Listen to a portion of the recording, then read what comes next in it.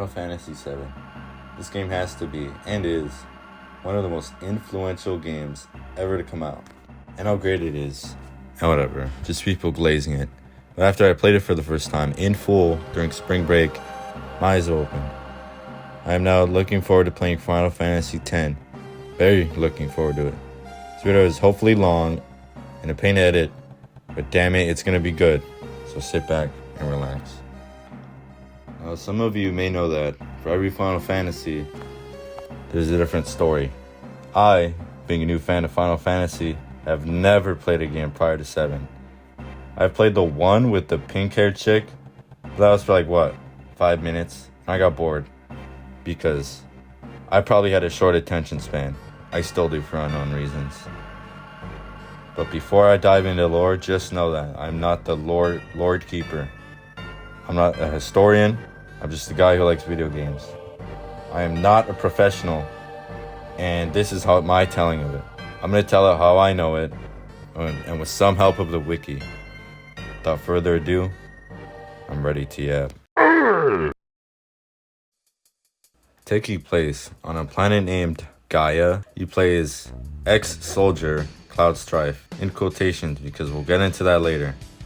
Starting the game is already intense, as you're on the run from someone. You meet Barret, some black hunk. In Final Fantasy VII, you can give custom names. Best believe I got creative. Put Smoke for Barret because I was playing San Andreas and didn't know what to put. So on the run, and you crew up with Barret, Tifa, Jesse, and I forgot the other guy's name. You basically blow up a whole reactor in a place called Midgard. A small portion of the game starts here, mainly the first part. Cloud ends up joining Avalanche, a group made to destroy Shinra, a bad company leeching off of everyone in Midgard because they're power hungry. The members in Avalanche consist of Tifa, Barret, Biggs, Wedge, and now Cloud. They plan to blow up all sectors of Shinra HQ to revolt against the greedy company. All else fails and Shinra set up a plan to catch them. They kidnap Aerith and uncover her. But at the very start she is a flower girl. Later to be found out as an ancient, her and Cloud meet before they kidnap her.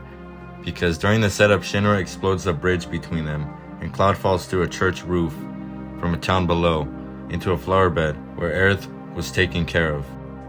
Cloud and his gang, after Shinra took Aerith, head to Shinra HQ and start busting nuts to walls. They kill everything till they get to supposed Sephiroth's mother, Jenova. They get up to the top floor, they find the Shinra president dead. Sephiroth killed him, leaving his big ass sword stuck in his spine. Fast forward, escaping HQ, this badass motorcycle scene shows, and a whole mini game almost like Twisted Metal plays. It's honestly one of the coolest scenes, I'm not gonna lie. From here, this takes you off Midgard. Off the top of my head, Junon, Nibelheim, Dig Site, Gold Saucer, Costa del Sol. There's a bunch of places for a PS1 game, man. The traversal system is walking your ass across half the map. Of course there's water. You do get a car, a submarine, and a whole plane. And then at the end of the game, a blimp, I think. Back to the story. Cloud is the heroic counterpart to Sephiroth. Let me put it this way. Visually, Sephiroth is like an alpha male, and Cloud a beta male. Between traveling, Cloud explains his He explains his backstory to the crew.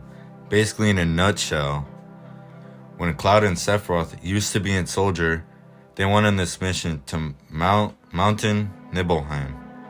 Cloud and Sephiroth go to the Mako reactor, or Mako. That's how Barret says it in the remake. Mako reactors are machines that suck the energy out of the life stream from the Earth. More about that later. Sephiroth tries convincing himself that Jenova is his mother. Jenova is not his mother. Sephiroth was made in a lab. He's a monster, not a human. Sephiroth loses his shit when he finds out he was born in a fucking jar and starts attacking Tifa as she runs to him. Now, she's running to him because when he lost his shit, he killed Tifa's dad. Yeah. So, he bitch slaps her, and then Cloud kills Sephiroth.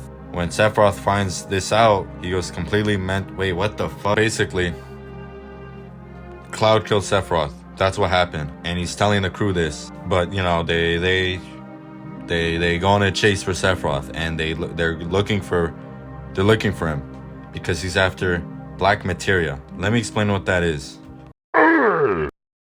Materia is the magic of this game. There are numerous amount of weapons, but they have slots. Keep that in mind.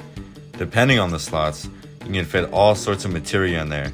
Materia can range from fire, lightning, earth, to slowing down time, creating barriers, and summoning fucking Odin. You can combo materia with other materia. Now, I'm not advanced in materia combos, but I do know with the all materia, fire 3, you can fuck some shit up. Coming back to the story, Sephiroth ends up hiding in some hole with a shield around him, collecting energy from the life stream from the earth. In an attempt to destroy the shield, Shinra, the creator of Sephiroth, it's complicated. I'll explain later. Sends fucking kaijus called weapons, and they backfire. The kaijus bite Shinra in the ass, but thankfully, while sending a fat laser through one of the kaijus, it wraps around the map, like that, flat earthers, and pierces Sephiroth's shield. Seeing this, Cloud and his crew rush to the crater in the world where Sephiroth resides. You go into the crater, you kick his ass, the planet's saved. End of the day. What about all the confusion? Well, let's chip at it and dive deeper. Remember at the start of the video when I put quotations around ex-soldier? Well, as it turns out, Cloud was there, but he told the story through someone else's eyes. It was never shown who was leading the mission. The truth is, Cloud just told everyone that he did. Cloud isn't lying, he was there, but he was a bodyguard. The real person there was Zack. Basically, Cloud capped his ass off to everyone saying he was leading the mission. He was viewing it from afar. However, when Sephiroth struck Tifa after Sephiroth killed her father, Zack got bitch slapped too. Cloud actually did kill Sephiroth, but they traded because both of them died. After that, they were both put in labs and mixed with genes. They were reborn in labs. That is why Sephiroth hates Cloud. Sephiroth is weak and vulnerable in his mind. He lied to Cloud, taking advantage of him not fully remembering what happened to make himself seem powerful and superior. This vampire named Vincent is actually Sephiroth's dad. I don't know a whole lot, but I do know that Lucretia is his biological mother. As confusing as it is, I tried explaining the story, and I may not have done a great job, but damn it, it's a good story, and I'm sure I did fine. Now, this was my first Final Fantasy, as I said at the start of the video. Going in with no information whatsoever, I did know that Aerith died. So when I got to that scene, it's kind of funny. It was during spring break, and I recently got Final Fantasy VII from RetroStar. With that being said, I had a whole week and one day on my hands. This game took me like 5 days of playing for a fat minute, but let me tell you, it was so enjoyable. Learning the materia system and learning how to play the game was so satisfying. The only parts I didn't like were when I would catch a fade after like 6 seconds in between. I don't regret spending 5 days on this game because in the end, it was so worth it. The game is super cheap to pick up and it lasts hours on hours. Grinding feels so rewarding when you farm XP long enough and come back to just to ass blast the monsters that were taking you to Pound Town earlier. It feels great. I was so invested in the story and gameplay. It was such a good ass game.